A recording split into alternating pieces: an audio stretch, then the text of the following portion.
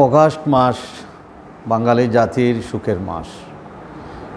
এই অগাস্ট মাসে পৃথিবীর সবচেয়ে জঘন্যতম হত্যাকাণ্ড 1975 সালে 15ই অগাস্ট কালো রাত্রিতে জাতির পিতা বঙ্গবন্ধু শেখ মুজিবুর রহমানকে এই 15ই অগাস্টের রাতে নির্মমভাবে হত্যা করা হয়েছে।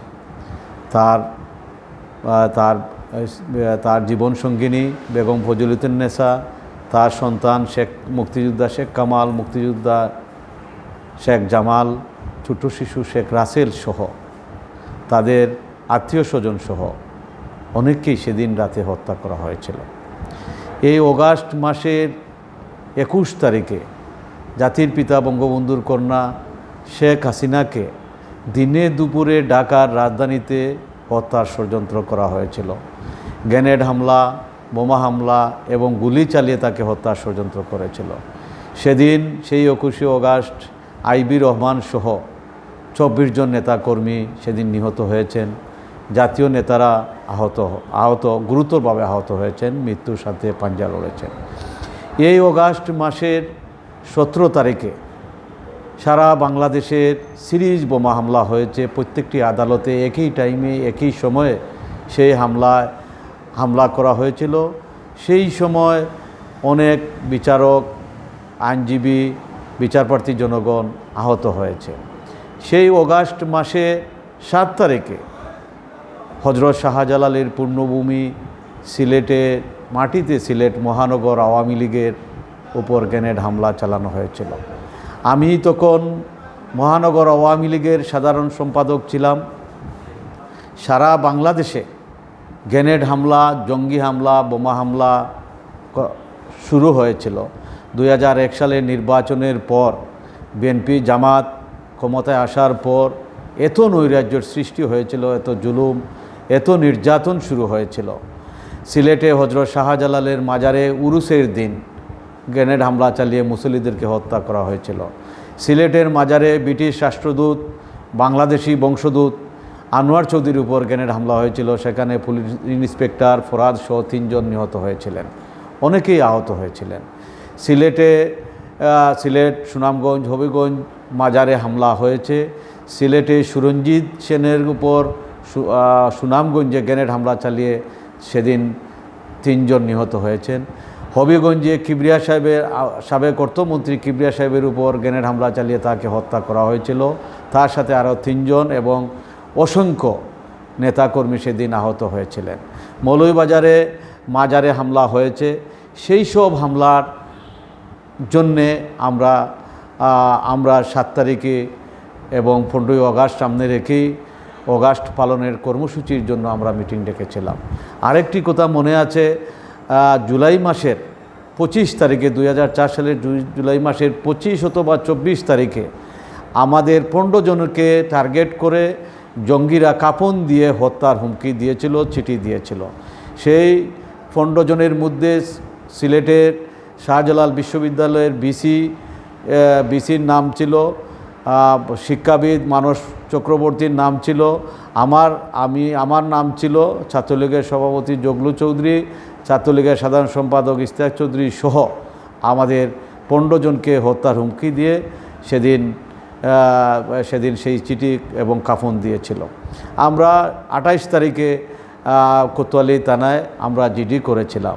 28 তারিখের পর 7 তারিখে যখন আমরা মিটিং ডাকলাম, সেই মিটিং শেষ হওয়ার মাগরিবের আজান হবে বা শেষ হবে এই রকম সময়ে আমাদের উপর গ্রেনেড হামলা চালানো হয়েছিল। গ্রেনেড হামলা চালানোর পর আমরা অনেকেই আমাদেরকে হসপিটালে নেওয়া হয়েছে। সাথে সাথে আধা ঘন্টার মধ্যে আমাদের মাননীয় প্রধানমন্ত্রী বঙ্গবন্ধুর কন্যা শেখ হাসিনা আমার টেলিফোনে তিনি টেলিফোন করেছেন। আমি টেলিফোন ধরে কান্নাকাটি করেছি।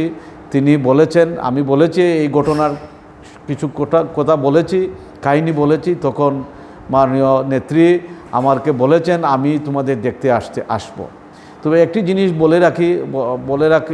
আগেই বলে রাখি, আমাদের প্রধানমন্ত্রী বঙ্গবন্ধুর কন্যা শেখ হাসিনা যতবার সিলেটে নির্যাতন হয়েছে, হযরত শাহজালালের মাজারে গ্রেনেড হামলা হয়েছে, ব্রিটিশ শাসকের উপর গ্রেনেড হামলা হয়েছে, সৈয়দা জেবুন্নেসা হকের বাসায় গ্রেনেড হামলা হয়েছে, ততবারই তিনি সিলেটের মাটিতে এসেছেন, আমাদের দেখে গিয়েছেন। হবিগঞ্জে ও সুনামগঞ্জে সকল জায়গায় তিনি খোঁজ খবর নিয়েছেন এবং তিনি এই ঘটনার পর 12 তারিখে আমাদেরকে হসপিটালে দেখতে এসেছেন এবং দেখে তিনি প্রতিবাদ করেছেন এবং এই প্রতিবাদ সারা বাংলাদেশের অব্যাহত গ্রেনেড হামলা, বোমা হামলা, এই নির্যাতনের বিরুদ্ধে এবং এই সিলেটের 7 তারিখের ঘটনার বিরুদ্ধে তিনি ঘটনার প্রতিবাদে 21শে অগাস্ট ঢাকায় তিনি এই সাংবাদিক সম্মেলনে ঢাকায় তিনি এই সিলেট থেকে ঘোষণা দিয়েছেন 21শে অগাস্ট প্রতিবাদ সভা হবে। সেই প্রতিবাদ সভায় দিনে দুপুরে বঙ্গবন্ধুর কন্যা শেখ হাসিনাকে হত্যার ষড়যন্ত্র করে তাকে হত্যার জন্যে গ্রেনেড হামলা চালানো হয়েছে এবং বোমা হামলা চালানো হয়েছে এবং তাকে লক্ষ্য করে গুলি করা হয়েছে। আল্লাহ রব্বুল আলামিন তাকে রক্ষা করেছেন। আমাদের 7 তারিখের ঘটনায় ইব্রাহিম নিহত হয়েছেন, আমাদের প্রচার সম্পাদক, আমি সহ আমরা 19 জন গুরুতরভাবে আহত হয়েছিলাম। এইসব ঘটনার পর তখন বিএনপি জামাত জোট সরকার ক্ষমতায় ছিল, আমাদের নেতাকর্মীদের, আমাদের ছাত্রলীগ যুবলীগ নেতাকর্মীদের গ্রেফতার করে আমাদেরকে আভ্যন্তরীণ কুন্দল হিসাবে আমাদের মধ্যে